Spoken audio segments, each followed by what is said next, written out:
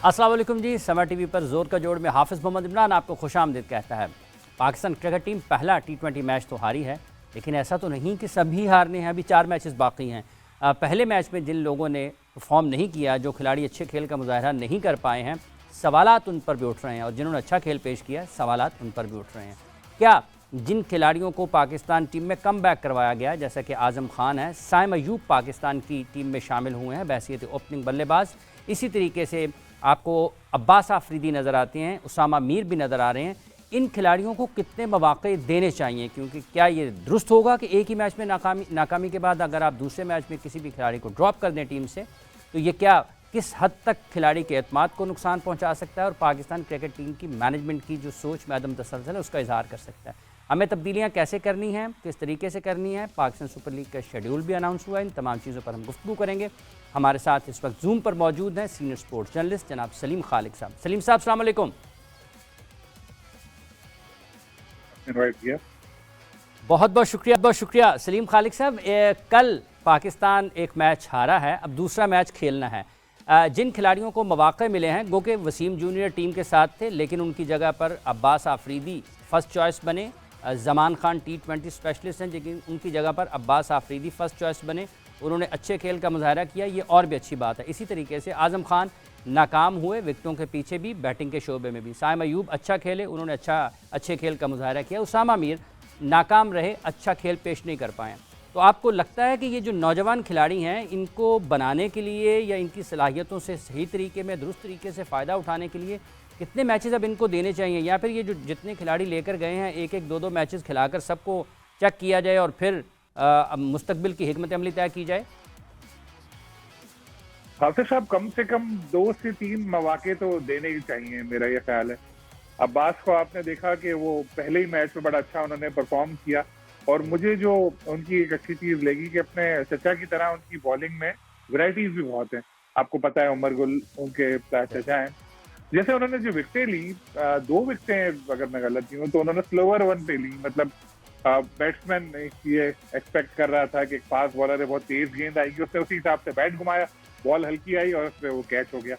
तो ये जो जाहिर करती हैं चीजें, ये मैच्योरिटी जाहिर करती हैं कि एक कम उम्री में एक प्लेयर इस तरह पहला मैच खेल रहा है इंटरनेशनल और इस तरह वैरायटीज इस्तेमाल करे। गो के PSL में भी बड़ी मुसाफिकती क्रिकेट होती है, वहां पर वो परफॉर्म कर चुके हैं। लेकिन जिस तरह कल वो खेले, तो मैं तो कहता हूँ पहले इम्तिहान में वो पास हो गए। अब बात करते हैं आजम खान की।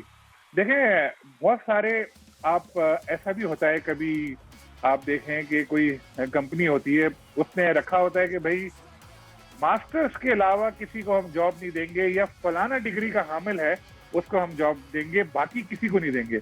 लेकिन अक्सर होता है वो बड़ी बड़ी डिग्री वाले कुछ नहीं कर पाते। लेकिन कुछ ऐसे भी लोग होते हैं जो जिनके पास इतनी बड़ी डिग्री नहीं होती, लेकिन वो अपने उस फील्ड में काम कर रहे होते हैं और अच्छा काम कर रहे होते हैं, तो दूसरी कंपनी उनको हायर कर लेती है, इस चीज को एडवांटेज दे देती है कि इसके बाद डिग्री नहीं है। तो आजम के साथ हमारा ये जो है कि भाई उसकी फिटनेस नहीं है, बिल्कुल उनका वेट बहुत ज्यादा है, मैं मानता हूँ, लेकिन टैलेंट बहुत है।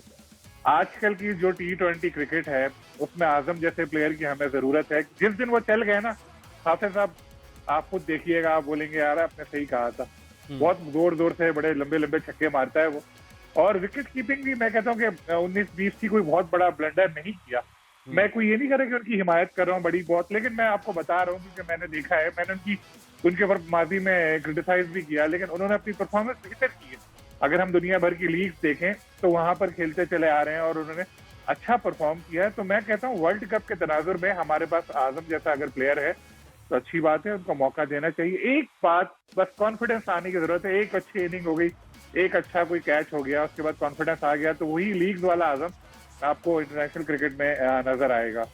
तो साइम को भी चांस मिला। साइम को बतौर ओपनर आपने देखा होगा क्या जबरदस्त खेल रहे थे वो, और नो लुक 6 भी आपने उनका देखा होगा कि सारे जो कमेंटेटर थे, जो लोग थे, सब कह रहे हैं यार ये कहाँ से आ गया, कहाँ से ढूंढ के ले आए ये प्लेयर। ये वही साइम अयूब है जो कोयटा ग्लैडिएटर्स ने इनको लिया था इमर्जिंग कैटेगरी में कुछ साल पहले, और उसके बाद ये परफॉर्म ही नहीं कर पा रहे थे, और सब लोग क्रिटिसाइज कर रहे थे कोयटा के नबील हाशमी को, यार किसको लेकर आ गया। लेकिन वो कितना इंप्रूव किया उस बंदे ने अपना गेम, आप देखें कि अब तो।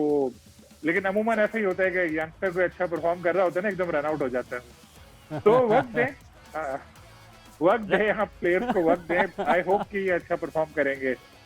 ठीक है, हमें टेलीफोन लाइन पर हमारे साथ इस वक्त मौजूद हैं क्रिकेट कमेंटेटर जनाब तारिक सईद। तारिक सईद साहब, बहुत बहुत शुक्रिया आपके वक्त का। एक तरफ सलीम खालिक साहब हैं, दूसरी तरफ तारिक सईद साहब हैं। तारिक सईद साहब, ये जो उसामा मीर हैं, आपने बिग बैश में भी इन्हें देखा होगा, वर्ल्ड कप में भी आपने इन्हें देखा। ये जो पाकिस्तान के स्पिनर्स हैं, शादाब खान इससे पहले नवाज़ टीम के साथ हैं, आप कहाँ देख रहे हैं कि खामी कहाँ है पाकिस्तान के स्पिनर्स में? जितने रन्स इन्होंने दिए हैं दिल खोलकर, और लाइन लेंथ इनकी कहीं भी नज़र नहीं आती है, तो क्या मसला आपके ख्याल में पाकिस्तान के मिडिल ऑर्डर बैटिंग में मसला है और दरमियानी ओवर्स में पाकिस्तान की बॉलिंग का मसला है? जी, और कल ये भी मसला था।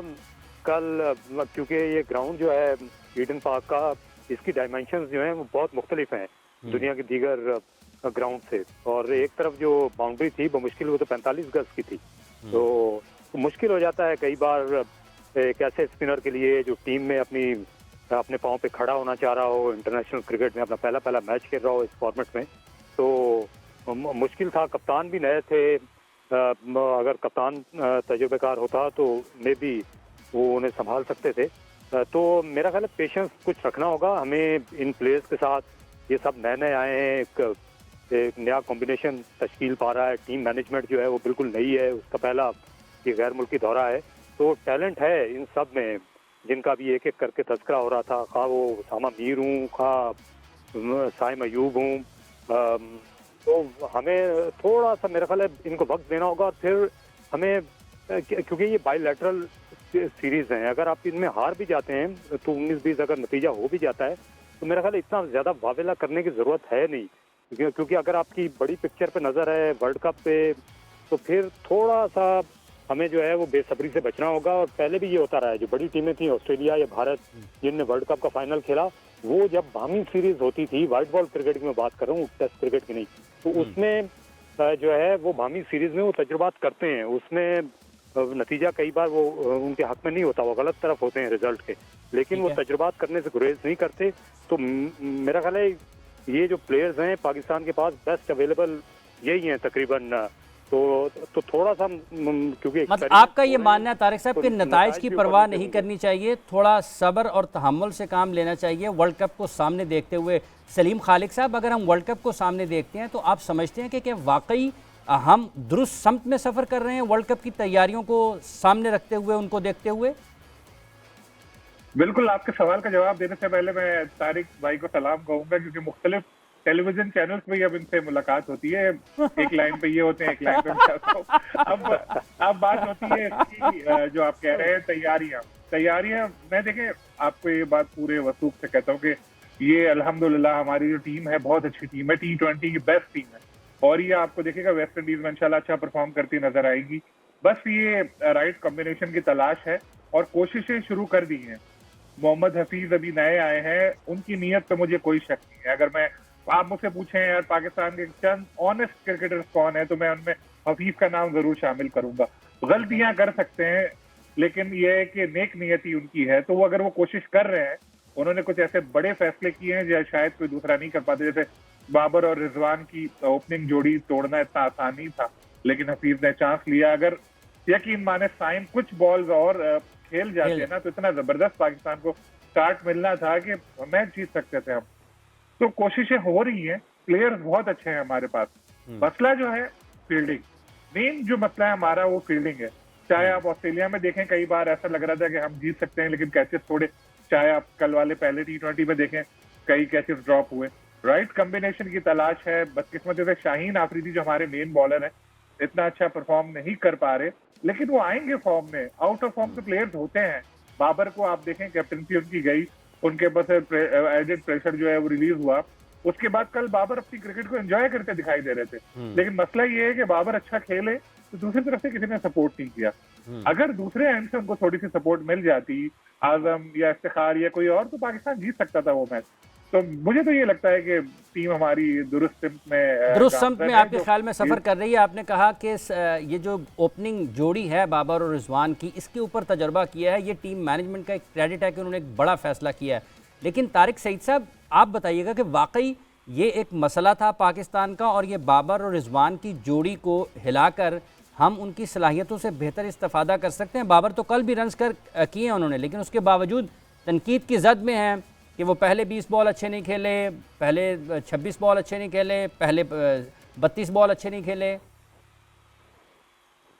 नहीं, देखिए, जब भी पाकिस्तान टीम हारती है या हमारी जब एशियन टीमें हारती हैं तो तनकीद तो होती है फिर उस पर, और उसके लिए कई बार आपको तैयार भी रहना पड़ता है। लेकिन जो बाबर आजम है उनको थोड़ा सा मार्जिन देने की ज़रूरत है। इस वक्त जिस तरह के हालात से वो गुजर रहे हैं, उनकी फॉर्म अच्छी नहीं, और फिर वर्ल्ड कप में वो बहुत बड़ा धचका था खुद ज़ाती तौर पर उनके लिए भी, क्योंकि वो तवक्कुआत पर खुद भी नहीं पूरा उतर सके। फिर टीम जो थी वो भी उम्मीदों पर नहीं पूरा उतर सकी, और मेरा ख्याल वो मुश्किल दौर से गुजर रहे थे। तो ये अच्छी इनिंग्स उन्होंने खेली है बाबर आजम ने, क्योंकि जो हदफ बहुत ही मुश्किल था, ये 222-23 रन जो हैं, ये कितनी बार 20 ओवर के खेल में बनते हैं T20 में, और ख़ासतौर पर जब आप एक मुखालिफ टीम को उसके होम में जाकर हराना चाह रहे हों। तो फिर वो आउट ऑफ पोजीशन भी खेल रहे थे। उनकी ज़्यादातर जो T20 की कामयाबियाँ हैं वो ओपनर की हैसियत से हैं। लेकिन जब हम रन को या औसत को देखते हैं T20 क्रिकेट में, तो ये खेल ऐसा है कि इसके साथ आपको स्ट्राइक रेट भी देखना पड़ता है। तो ये अच्छा फैसला था साइम अयूब को आजमाने का, क्योंकि मॉडर्न डे जिस तरह की पहले 6 ओवर्स में बैटिंग चाहिए इन दिनों, वो उस पर वो पूरा उतरे, बल्कि वो शायद उससे भी आगे वो निकल रहे हैं। मुझे तो कभी कभी लगता है शायद वो अपने वक्त से भी आगे के बैट्समैन लगते हैं साइम अयूब। तो ये पाकिस्तान क्रिकेट के लिए बहुत अच्छी खबर है। इस टैलेंट को हमें संभाल कर रखना है, और ये बाबर के साथ या रिजवान के साथ जब ये खेलेंगे, अगर बाबर इनके साथ ओपनिंग करते हैं तो मेरा ख्याल है हो सकता है कि इनका जो कॉम्बिनेशन है वो और आपको बेहतर लगे, क्योंकि दोनों फास्ट बॉलिंग को इस वक्त पाकिस्तान में सबसे अच्छा खेलते हैं पाकिस्तान की पूरी क्रिकेट में, साइम अयूब और बाबर आजम। तो ये ज़्यादा बेहतर होगा अगर ये दोनों ओपनिंग करें। शाहीन आफरीदी को सलीम खालिक साहब, आपके ख्याल में, चूँकि जो उनका तजुर्बा है कप्तानी का वो लाहौर कलंदर्स की तरफ से है, पाकिस्तान टीम में आपको ज़्यादा लोग होते हैं मशवरे के लिए, आपको मुशावरत से फैसले करने पड़ते हैं। उन्होंने अपना बैटिंग ऑर्डर चेंज किया, लेकिन क्या आप समझते हैं उनको भी आज़ादी की ज़रूरत होगी ज़्यादा बेहतर कप्तानी के लिए, ज़्यादा बेहतर फ़ैसलों के लिए? और पहले मैच में जो उन्होंने फैसले किए हैं वो आपके ख्याल में आप उनको कैसे देखते हैं? बिल्कुल सब कप्तानी पाकिस्तान टीम की उनके जो फैसले थे, सलीम साहब बहुत ज्यादा तो तनकीद तो नहीं कर सकते, क्योंकि उनका पहला मैच था, फिर गैर मुल्क की सरजमीन पर था और एक बड़ी टीम के खिलाफ था। वो पिछले कई आईसीसी वाइट बॉल इवेंट्स के सेमीफाइनलिस्ट हैं, न्यूजीलैंड के खिलाड़ी, और वो काफी अजमुदाकार टीम थी जो कल पाकिस्तान के सामने उतरी है। हाँ जी सलीम साहब, जी आपके ख्याल में सलीम खालिक साहब पहले ही मैच में जो कारकर्दगी है बैसियत कप्तान, उसको बहुत ज्यादा उसके ऊपर ज्यादा बात करने की जरूरत है? जब बॉलिंग करते हैं तो ज्यादा कंफर्टेबल। तारिक भाई कमेंट्री करना शुरू हो गए, इनको बता दें वहाँ पर शायद हारिस रऊफ का एक आध ओवर जो है वो और करा सकते थे। तो फिर जो बैटिंग है, मेरा ख्याल है शाहीन अफरीदी जो है, जो उनकी पूरी वर्ल्ड में शोहरत है इस वक्त उनके वर्ल्ड क्लास होने की, वो उनकी बॉलिंग की वजह से, वो उनकी बैटिंग की वजह से नहीं है। तो उनको मेरा ख्याल है अपनी बॉलिंग पे ज़्यादा तवज्जो और फोकस करने की ज़रूरत है। बैटिंग करने के लिए बहुत से लोग हैं, अब्बास अफरीदी उनसे पहले खेल सकते थे, और आमिर जमाल तो बिल्कुल खेल सकते। जी सलीम खालिक साहब, यही सवाल आपकी तरफ है। दुनिया के सबसे मुश्किल हरीफ के सामने जाकर बैटिंग करके अभी सिडनी में। तारिक भाई की बात मुकम्मल हो गई, अब मैं बताता हूँ। शाहीन के हवाले से आपने पूछा कि शाहीन, देखें, जब आप कैप्टन होते हैं ना, तो कभी कभार ऐसा होता है कि आपको सबसे ज्यादा ट्रस्ट अपने ऊपर होता है। स्लिप में कैच आ रहे, किसी ने छोड़ा, आप कहते हैं मैं पकड़ूंगा, मैं सबसे अच्छा हूँ, बॉलिंग में मैं सबसे अच्छा हूँ, बैटिंग में मैं सबसे अच्छा हूँ। तो शाहीन के साथ शायद यही है कि उनको ऐसा लगा, और वो लाहौर कलंदर स्टाइल में जैसे एक मैच उन्होंने जितवाया था, याद है आपको? अभी भी उसकी वीडियो मशहूर है कि वो एकदम से डगआउट से उठे और बैटिंग करने चलेगा, और बाद में उन्होंने मैच जितवाया था बैटिंग से अपने। लेकिन जाहिर है पाकिस्तान क्रिकेट टीम में यहाँ पर काफी फर्क है मामलात में। आहिस्ता आहिस्ता सीखेंगे। आप कैसे पहले ही बैच में तवक्को कर सकते हैं कि शाहीन आफरीदी आएंगे और वो इमरान खान के या बड़े और कप्तानों के लेवल के कैप्टन बन जाएंगे? ऐसा नहीं होगा। टाइम दें उनको, कम से कम ये सीरीज तो पूरी होने दें, 5 मैचेस के बाद फिर जज करें उनकी परफॉर्मेंस एज अ कैप्टन कैसी रही, कैसे उनके डिसीजन थे, क्या उन्होंने गलतियां की। लेकिन मेरा ख्याल है जितना मैंने शाहीन को देखा है, वो टीम मैन है, बहुत अच्छे परफॉर्मर हैं। आजकल थोड़ी अच्छी परफॉर्मेंस उनकी नहीं हो रही, लेकिन ये टेम्परेरी है, और टीम को अच्छा लेके चलते हैं। पता है उनको किस तरह हिकमत अमली बनानी है, क्या करना है, और दूसरा दिमाग उनके साथ हफीज का है। अगर ये दोनों एक पेज पर आए और एक दूसरे से की डोमेन में ना घुसे और तय कर लें कि भाई तुम्हारा ये काम है, मेरा ये काम है, तो ये बहुत अच्छा कॉम्बिनेशन बन सकता है पाकिस्तान को और आगे जाके टीम को फायदा हो सकता है और शाहीन अच्छे कप्तान भी साबित हो सकते हैं। अच्छा सलीम खालिक साहब, जब हम पाकिस्तान टीम की वर्ल्ड कप की तैयारियों की बात करते हैं तो पीएसएल भी आप समझते हैं उन्हीं तैयारियों का एक सिलसिला है? पीएसएल बिल्कुल डेफिनेटली देखें, T20 वर्ल्ड कप होना है और पीएसएल भी T20 है, तो हमारे प्लेयर्स जब उधर खेलेंगे और एक अच्छी मुसाबिकती क्रिकेट खेलेंगे जहां पर अच्छे बॉलर होंगे, अपने भी और बाहर के भी कुछ प्लेयर्स हैं जो भी हैं, तो एक अच्छा टेलीविजन पे मैच आ रहा होगा, सब कुछ होगा, तो उसका यकीनन जो तैयारी होगी इसके वर्ल्ड कप में पाकिस्तान टीम को फायदा होगा। इंटरनेशनल क्रिकेट अलग होती है, लेकिन पीएसएल में भी क्रिकेट हमारी एक मुकाबला तो होता है जबरदस्त, आपको पता है आपस में प्लेयर लड़ भी रहे होते हैं फील्ड में भी, क्योंकि वो इतनी ज्यादा उधर शिद्दत आ जाती है मैच में। तो मेरा ख्याल है अच्छा मौका मिलेगा पाकिस्तान टीम को तैयारियों का। तारिक सईद साहब, आप पाकिस्तान सुपर लीग के दौरान कमेंट्री करते हुए भी नज़र आते हैं। इस वाली पीएसएल में आपके ख्याल में, जैसे ये वर्ल्ड कप का भी साल है और कहीं कहीं ये भी सुनने को मिला कि शायद जो गैर मुल्की खिलाड़ी हैं, नुमाया खिलाड़ी, उनकी तादाद इतनी ज़्यादा या अच्छी में नहीं है, आप किस तरह से देखते हैं ये वाले सीज़न को? 4 मुख्तलिफ शहरों में मैचेस होंगे। मुल्तान को ज़रा जो जब आप एलिमिनेटर में या प्ले ऑफ में चले जाते हैं कम मैचेस मिलते हैं, पेशावर और कोयटा को अपने मैदानों पर खेलने का मौका मिलता नहीं है। तो ये जो हमें ढांचे में हमारे खामियां हैं, इनको किस तरीके से हम बेहतर कर सकते हैं और ये कितना फ़ायदेमंद रवा बरस भी हो सकता है? देखिए, सबकी ख्वाहिश तो है कि मैचेस जो हैं ये पाकिस्तान में, ये जितनी भी 6 टीमें हैं, ये आगे चलकर अगर इनकी तादाद बढ़ती है तो सबके अपने जो हैं वो अपने अपने होम ग्राउंड्स पर हों। ये ख्वाहिश तो हम सबकी है, लेकिन ज़मीन पर इस वक्त जो हकीकतें हैं वो भी हम जानते हैं कि वो भी ऐसी हैं कि जिनकी वजह से अभी तक हम 4 वेन्यूज़ पर तक महदूद हैं। और इन हालात में मेरा ख्याल है ये 2023 जिस तरह का पाकिस्तान में सिक्योरिटी के एतबार से गुजरा है, ये उसको भी अगर हम देखते हैं तो ये मामूली बात नहीं है। 4 मैचेस 4 मुख्तलिफ वेन्यूज़ पर इस टूर्नामेंट का फिर से इनेकाद हो जाना, क्योंकि ये 2023 को 2014 के साथ तशबीह दी जा रही है उस सिक्योरिटी का जो इंडेक्स था। तो ये अच्छी खबर है कि दोबारा मुल्तान, रावलपिंडी, लाहौर और कराची में जो मैचेस होंगे और उसमें जाहिर है कि इंटरनेशनल जो प्लेयर्स हैं वो भी आ रहे हैं, तो वो अच्छा मेला जो है सजेगा। फिर थोड़ी सी गैर यकीनी थी सिलेक्शन की वजह से, तो अब उम्मीद करनी चाहिए कि 8 फरवरी को इलेक्शन जो हैं बखैर खूबी ये हो जाएंगे और उसके बाद जो HPL PSL है वो अपने वक्त पर शेड्यूल के मुताबिक शुरू हो सकेगी, क्योंकि सबको उसका बड़ी बेसब्री के साथ इंतज़ार है। और ख़ास तौर पर जो नई जनरेशन है उनको तो कई बार इंटरनेशनल क्रिकेट से भी ज़्यादा उसका इंतज़ार रहता है। ठीक है सलीम खालिक साहब, ये जो पेशावर स्टेडियम है और कोयटा के जो मकामात हैं जहां पर हम क्रिकेट खेल सकते हैं, आप समझते हैं कि पाकिस्तान क्रिकेट बोर्ड इस तरफ तवज्जो देता है उतनी इंतज़ामी तौर पर अपने आप को बेहतर करने के लिए, मजबूत बनाने के लिए? हम सुनते हैं कि लाहौर में एक और स्टेडियम होना चाहिए, बातचीत हो रही है। हम सुनते हैं कि इस्लामाबाद में भी एक स्टेडियम होना चाहिए, बातचीत हो रही है। हम सुनते हैं कि कोयटा के स्टेडियम को ज़रा बेहतर होना चाहिए, वहाँ पर इंतज़ामात को बेहतर होना चाहिए। एक नुमाइशी मैच खेला भी गया। हम सुनते हैं कि एबटाबाद में भी बहुत अच्छा स्टेडियम है। लेकिन आपको लगता है कि ये चीज़ें अगले गेयर में हम इनको देखते हैं कभी कि इनके ऊपर अमली तौर पर कोई काम हो और हम उनसे इन जो हमारे वेन्यूज़ हैं इनसे बेहतर अंदाज में फ़ायदा उठा पाएँ? हाफिज साहब, पहले तो मैं एक बात कहना चाहूंगा, पीएसएल के तो हम मुंतज़िर हैं, साथ में तारिक भाई की कमेंट्री की भी मुंतज़िर है। हमें बड़ी जबरदस्त इनकी कमेंट्री होती है। इस वक्त के बेहतरीन उर्दू कमेंटेटर हैं, जहां किसी की तारीफ बनती है वो करनी चाहिए। अब हम बात करते हैं जो आपने वेन्यूज का कहा, तो देखें जो अभी तारिक भाई भी कह रहे थे, ग्राउंड रियलिटीज अगर हम देखें तो कोयटा में इस वक्त तो लगता नहीं कि मैच इस तरह से पीएसएल के हो सके। पेशावर की बात करें, वहां पे जो दो स्टेडियम है, एक नया भी बनाया है, हैदराबाद का भी जो है, वहां पर काम चल रहा है, लेकिन पीसीबी कोशिश कर रहा है दोनों को अपनी तहवील में लेने के लिए। और जो पेशावर ज़ल्मी के ओनर हैं जावेद आफरीदी, पसे पर्दा वो बहुत कोशिशें कर रहे हैं कि किसी तरह वहां पर मैच हो जाए, क्योंकि जाहिर है बीइंग ऑनर उनकी ख्वाहिश है कि उनके शहर में उनकी टीम खेलते हुए नजर आए। तो हो सकता है इस बार हमें नुमाइशी मैच वहां पर कोई नजर आए खेलते हुए, वो पेशावर ज़ल्मी की टीम किसी और के साथ तो आगे जाकर फिर वहां पर पेशावर में मैचेस हो सकते हैं। फिर आपने एक बात बोली नए स्टेडियम्स बनाने की। देखें, ये इस तरह की जो चीजें ना, वो उस वक्त आप सोचते हैं जब आपका जेब भरी हुई हो, आपके पास बहुत पैसे हो, फिर आप सोचते हैं कि चलो स्टेडियम बना लिए कर ले।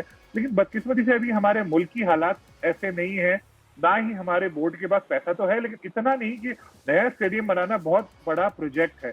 आप एक नया स्टेडियम बनाना शुरू करेंगे ना, 6-7 चेयरमैन चेंज हो जाएंगे बोर्ड के उस दौरान, तो पता नहीं कितने मसले हो, क्या क्या हो।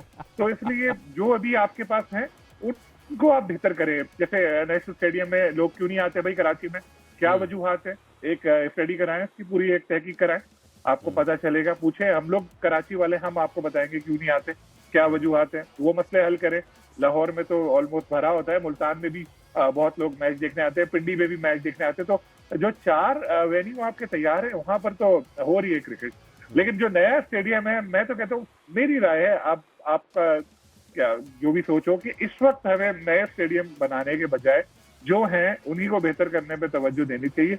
जब हमारे मुल्क के माशी हालात अच्छे हो, क्योंकि जब मुल्क के माशी हालात अच्छे होंगे तो क्रिकेट पे भी फायदा होगा, स्पॉन्सरशिप ज्यादा आएंगी, बाकी चीजें होंगी, तब जाके फिर ये हम लोग सोचें कि यार चलो स्टेडियम बना लेते, बड़ा पैसा पड़ा है, क्या करें इसका। फिलहाल अभी देखें जो आपकी स्टेडियम्स हैं, और एक आध जो पुराना है उनको अपग्रेड करने की कोशिश करें।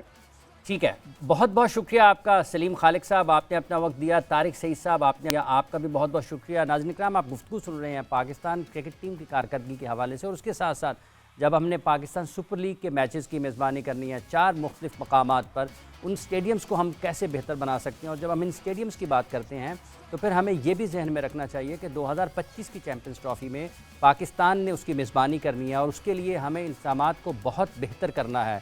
हमें उन इंतज़ामात को, अपने स्टेडियम्स की हालत को, अपनी तमाम चीज़ों को बेहतर करना है, क्योंकि उससे पहले आपको देखा जाएगा कि आपके स्टेडियम इस काबिल हैं या नहीं है।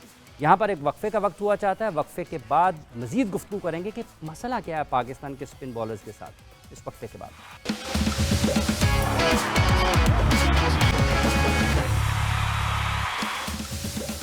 जोर का जोड़ में आपको खुशामदीद कहते हैं। बात हम कर रहे हैं पाकिस्तान क्रिकेट टीम की कारकर्दगी के हवाले से। ऑस्ट्रेलिया में पाकिस्तान को शिकस्त का, नाकामी का सामना करना पड़ा 3 टेस्ट मैचों की सीरीज़ में, और अब पाकिस्तान की टीम न्यूजीलैंड में मौजूद है, जहां पर 5 T20 मैचों की सीरीज़ है, और पहला मैच पाकिस्तान हार चुका है। पाकिस्तान की सबसे बड़ा मसला, एक वैसे तो कई मसाइल होंगे, लेकिन एक मसला बड़ा ये नज़र आ रहा है, अगर हम वर्ल्ड कप को भी देखते हैं, एशिया कप को भी देखते हैं, और इस T20 मैच को भी, तो पाकिस्तान के स्पिनर्स क्यों परफॉर्म नहीं कर पा रहे हैं। अगर हम कुछ पीछे चले जाते हैं, शादाब हैं, नवाज़ हैं, उसामा हैं, ज़फ़र गौहर हैं, बिलाल आसिफ हैं, आप देखिए मोहम्मद असगर हैं, हसन खान हैं, उमर हैं, मतलब आपको एक से एक काफ़ी तादाद में नज़र आएंगे। लेकिन ऐसा क्या है कि नज़र आते हैं बड़े अच्छे हैं, लेकिन पाकिस्तान टीम में जाते हैं, कुछ अर्सा अच्छा खेलते हैं, कारकर्दगी में ख़राबी आ जाती है। यासिर शाह को देख लें, अक्सर भुला दिए गए। तो ये सब चीज़ें हैं जिन पर हम बात कर रहे हैं, और किस तरह से हम अपनी स्पिन बॉलिंग को बेहतर कर सकते हैं। पाकिस्तान के साबिक टेस्ट ऑफ स्पिनर और पाकिस्तान की सिलेक्शन कमेटी के रुकन जनाब तौसीफ अहमद साहब इस वक्त हमारे साथ टेलीफोन लाइन पर मौजूद हैं। तौसीफ साहब, अस्सलाम वालेकुम। जी हाफिज़ साहब, वालेकुम सलाम। बहुत शुक्रिया तौसीफ अहमद साहब। पाकिस्तान के स्पिनर्स कब बॉल स्पिन करेंगे? मैं भी सोच रहा हूँ। एक्चुअली हाफिज़ साहब, बड़ी लंबी कहानी इसको हम कहेंगे, और कहानी मेरी नज़र में जो ख़त्म होती है वो प्लेयर के अपने ऊपर ख़त्म। आई थिंक जब से ये 2020 स्टार्ट हुआ है उस वक्त से हम बहुत स्ट्रगल कर रहे हैं, और स्ट्रगल भी कर रहे हैं, और साथ हम अगर किसी को पॉइंट आउट करते हैं कि जी टेस्ट मैच खेलना है या वनडे खेलना है, तो वो 20 की तरफ भागता है। ये तो इसमें कोई दो राय होनी नहीं चाहिए। और 2020 में क्या है आपको भी पता है कि झटपट सारा कुछ हो जाता है और वो ख़त्म हो जाता है। तो आई थिंक हमारी वजूहत जो देखिए ना, मैं मिसाल दे देता हूँ। नेथन लॉयन ऑस्ट्रेलिया, देखें वो सिस्टम की मैंने बात जो कर रहा हूँ, और नेथन लॉयन को वो खिलाते ही T20 खिलाते ही नहीं है, वो टेस्ट मैच में आता है, और टेस्ट मैच को आप या तो ख़त्म कर दें, और जैसा कि हो भी रहा है कि आप 2-2 दिन में मैच ख़त्म हो रहे हैं टेस्ट मैच, और जिस तरह की हम देख रहे हैं सिलसिला, लेकिन टेस्ट मैच को तो आप ख़त्म कर नहीं किया। एक्चुअल क्रिकेट तो वही है। ठीक है, जहाँ तक आपकी उस सवाल का जवाब है, मैं कहता हूँ हमें जो डैमेज कर रही है वो जो है वो 4 ओवर की क्रिकेट, और जब 4 ओवर की क्रिकेट कोई खेलना चाहता है तो जाहिर है कि वो 24 बॉलों की हद तक रह जाता है वो, कि 24 बॉलें उसने कर रही है। मैं कहता हूँ कि हमारी प्रॉब्लम क्या है, हम फर्स्ट क्लास खेलना ही नहीं चाहते, बहुत हो ही नहीं रहा कि हम फर्स्ट क्लास खेलना चाहते हैं। हमारे प्लेयर बहुत, आपने खुद भी देखा कि यंग से यंग जो है वो कहता है जी मैं तो रिटायरमेंट देता हूँ। हाउ कैन, मैं मुझे हैरत होती है कि कैसे रिटायरमेंट वो दे सकता है। पाकिस्तान नीड हमें चाहिए, तो हमें टेस्ट मैच के लिए बॉलर चाहिए, तो फिर क्यों, आखिर क्या वजह है? बिल्कुल इस पे मेरी पिछले, क्योंकि देखिए हकीकत ये है कि मैं भी पीसीबी का सारा ही कुछ देख चुका हूँ, कुछ 4 चेयरमैनों के उसमें मैं रहा हूँ और मैंने देखा, और ये सिलसिला चला ही आ रहा था।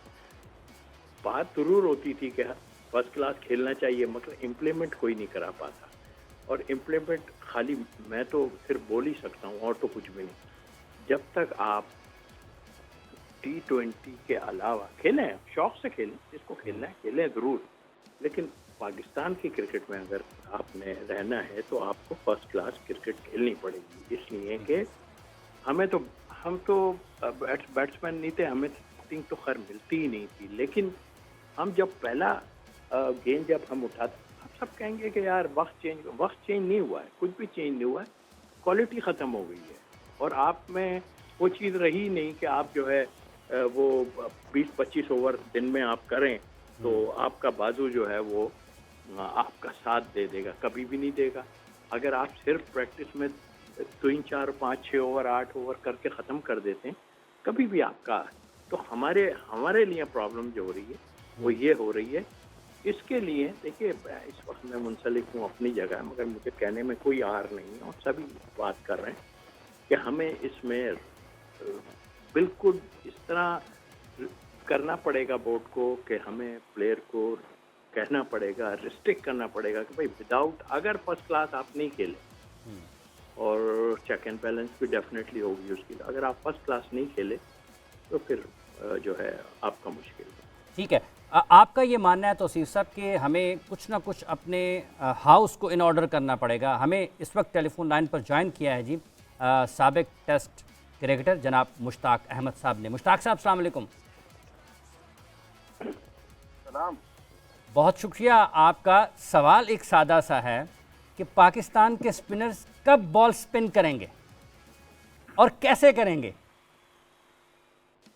Very good question. ये तो हमें भी सारी जिंदगी समझ नहीं आएगी कैसे करनी है। ये तो अपना हाफिज साहब, ये तो मेहनत की बात है, और ये हमारे लड़कों में पोटेंशियल है कि आप 4 डे क्रिकेट जब तक लंबी नहीं खेलते और रेड बॉल क्रिकेट को ज़्यादा प्रेफरेंस नहीं करेंगे तो फिर सून और लेटर पता क्या होता है? सून और लेटर ये होता है कि फिर आपको समझ नहीं आती, जब थोड़ा सा प्रेशर आपके ऊपर पड़ता है तो आपको अपनी बेसिक्स का नहीं पता चलता, और जब आप बेसिक से हट जाते हैं तो फिर आपका आउटकम खराब हो जाता है। तो ये सारी चीज़ें लिंक करती हैं। तो आई थिंक ये जो आपका सवाल है कि कैसे स्पिन होगा और कहाँ पे होगा, या तो फिर हम टूटी पिचें बना दें, और न्यूजीलैंड की पिचों के ऊपर तो स्पिन नहीं होने वाला अगर आप जब तक करोगे नहीं। अच्छा मुश्ताक साहब, ये जो पाकिस्तान, हाफिज साहब मुश्ताक की बात को थोड़ा सा मैं मुश्ताक से ही क्वेश्चन करता हूँ कि जी हमारे टाइम में जब हम बॉल करते थे, आप यूपीएल में थे, हम भी थे, और फर्स्ट क्लास हम खेलते, तो हमारा रेशो क्या होता था? रेशो ये होता था कि हम जब हमें बॉल पकड़ ली हमने, तो उसके बाद हमने इतनी गेंद करानी है, और जब तक आपका बाजू यूज्ड टू नहीं होगा इसमें, आप सवाल ही पैदा नहीं होते। आप अभी मैं देख रहा हूँ 4 ओवर की क्रिकेट में भी आधी पिच पे लोग गेंद फेंक रहे हैं और मार खा रहे हैं उसमें। जी मुश्ताक साहब। जी क्या हुआ जी? तौसीफ साहब कह रहे हैं कि रेशो क्या होता था जब हम क्रिकेट खेलते थे, बॉल कितने बॉल करते थे? अब सिर्फ 24 बॉल है। आप देखें, मेरी बात सुने, बिल्कुल तौसीफ भाई ने बात सही की है। फर्स्ट क्लास क्रिकेट जब तक आप तगड़ी नहीं करेंगे तब तक आपको ये मेक श्योर करें कि दुनिया के जितने भी बड़े स्पिनर हैं जो इस वक्त भी परफॉर्मेंस कर रहे हैं 2020 में, उनके कैरियर में उठा के देखो, उनका रेड बॉल क्रिकेट का बहुत अच्छा रिकॉर्ड है। आदिल रशीद को देख लो, जम्पा को देख लें आप, और जितने भी I can name all the leg spinner, so they play lots of red ball cricket. Red ball cricket से ये होता है कि जब मुश्किल पिचें आती हैं तो वहां पे आपको अपनी बॉलिंग का पता चल जाता है कि मैंने कौन सी लाइन पे बॉलिंग करना है, किस पेस से बॉल करना है, किस वेरिएशन से करना है, मेरी फील्ड पोजीशन क्या होती है। तो ये सारे एलिमेंट अगर गौर से इसको बनाया जाए ना तो ये 4-डे क्रिकेट आपको सिखाती है। जैसे तौसीफ भाई ने यूबीएल की बात की, हमें टी के बाद कितनी बॉलिंग करनी है, फास्ट बॉलर का अगर स्विंग हो रहा है तो मैंने रन नहीं देने। तो ये सारी चीजें आपको गेम अवेयरनेस जो होती है वो लंबे लंबे स्पेल से आती है और गेम सिचुएशन से आती है। तो आई थिंक ये तौसीफ भाई की बात बिल्कुल ठीक है, जब तक आप 4 ओवरों की बॉलिंग करेंगे तो 4 ओवर ही कर सकेंगे, और फिर जब आपके पास गेंद आपकी कंडीशन के मुताबिक नहीं होगी सिचुएशन और कंडीशन, तो फिर आप फंस जाएंगे। ये बिल्कुल इसमें रॉकेट साइंस तो है कोई नहीं। तो सीफ साहब ये जो लाइन लेंथ नहीं है, मतलब एक बॉल अगर हमारा कोई स्पिनर है वो ऑफ स्टंप से बाहर है, एक अपने पाँव में है, एक बैट्समैन के पाँव में है, एक लेग स्टंप से बाहर है, तो इस तरह तो आपको मारी पड़ेगी। इसकी क्या वजह है तौसीफ साहब आपके ख्याल में?